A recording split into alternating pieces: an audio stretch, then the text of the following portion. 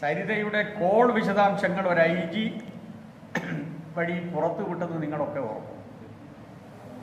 അതിൻ്റെ തിരിച്ചടി എന്നോണം IG-ക്കെതിരെ മുഖ്യമന്ത്രി നേരിട്ട് ഇടപെട്ട് അന്നത്തെ ഇൻ്റലിജൻസ് മേധാവി TP സെൻകുമാറിനെതിരെ അന്വേഷണം നടത്തിയതും ആരും പറഞ്ഞിട്ടില്ല. അപ്പം ഈ രൂപത്തിലുള്ള ഏറ്റവും വൃത്തികെട്ട സംഭവങ്ങൾ ഒരു കാലഘട്ടത്തിൽ പോലീസിൽ നടന്നിരുന്നു.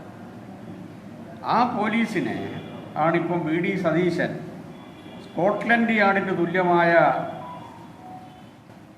പോലീസ് ഭരണം ഞങ്ങളുടെ കാലഘട്ടത്തിലായിരുന്നു എന്ന് പറയുന്നത്. പിണറായി വിജയൻ്റെ കാലഘട്ടത്തിൽ ഏതാണ്ട് 38 വർഷത്തിനിടയിൽ 31 അവാർഡുകൾ കേരളത്തിൻ്റെ പോലീസ് വാങ്ങിയിട്ടുണ്ട്. മാത്രമല്ല കേരള പോലീസിലെ തിളങ്ങുന്ന സ്പോർട്സ് താരങ്ങൾ അന്തർദേശീയ തലത്തിലുള്ള സ്പോർട്സ് മത്സരങ്ങളിലടക്കം ഏറ്റവും ശ്രദ്ധേയമായിട്ടുള്ള മെഡലുകളും അവർ വാങ്ങി. 2017 പോലീസ് എക്സലൻസ് അവാർഡ് ജനമൈത്രി പോലീസിന് ലഭിച്ചു.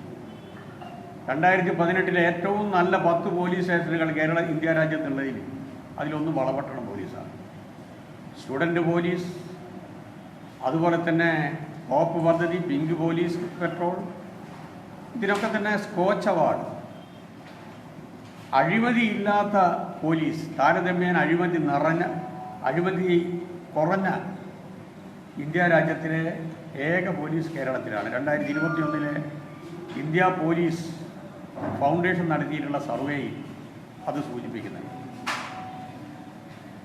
വിവിധ പ്രതിരോധ പ്രവർത്തനത്തിന് അതാണ് നമ്മളെയൊക്കെ അത്ഭുതപ്പെടുത്തുന്നത്. കോവിഡ് കാലഘട്ടത്തിൽ കോവിഡിനെ പ്രതിരോധിക്കുന്നതിനും ജനങ്ങളെ രക്ഷിക്കുന്നതിനും ആശങ്കയിൽ നിന്ന് ഭയത്തിൽ നിന്ന് ജനതയെ മോചിപ്പിക്കുന്നതിനും കേരളത്തിലെ പോലീസ് കാട്ടിയിട്ടുള്ള പ്രതിരോധ പ്രവർത്തനത്തിന് CPM കേന്ദ്ര കമ്മിറ്റി അംഗം AK ബാലൻ മാധ്യമങ്ങളെ കാണുകയായിരുന്നു. പോലീസുമായി ബന്ധപ്പെട്ട PV അൻവർ ചില പരാതികൾ ഉയർത്തിയിട്ടുണ്ട്. അത് DGP അന്വേഷിക്കുന്നു, അത് മുഖ്യമന്ത്രി അറിയിച്ചിട്ടുണ്ട്. സർക്കാർ മാതൃകാപരമായി തീരുമാനമെടുക്കും. കേരളത്തിലെ പോലീസ് മികച്ച രീതിയിൽ പ്രവർത്തിക്കുന്നുണ്ട് എന്ന് പറഞ്ഞ് പോലീസിനെ പ്രശംസിക്കുകയാണ്, പോലീസിൻ്റെ പ്രവർത്തനങ്ങളെ പുകഴ്ത്തുകയാണ് CPM കേന്ദ്ര കമ്മിറ്റി അംഗം. നേരത്തെ LDF കൺവീനർ ഈ ആരോപണങ്ങൾ ആദ്യം ഉന്നയിക്കേണ്ടത് പാർട്ടിയിൽ സർക്കാരിനെ അറിയിക്കലായിരുന്നു, മാധ്യമങ്ങളോടായിരുന്നില്ല പറയേണ്ടതെന്ന് അൻവറിനെ തിരുത്തുന്നു. ഇവിടെ പോലീസ് മികച്ച രീതിയിൽ പ്രവർത്തിക്കുന്നു എന്ന് അൻവറിനെ വേറൊരു തരത്തിൽ തിരുത്തുന്നുണ്ട് CPM കേന്ദ്ര കമ്മിറ്റി.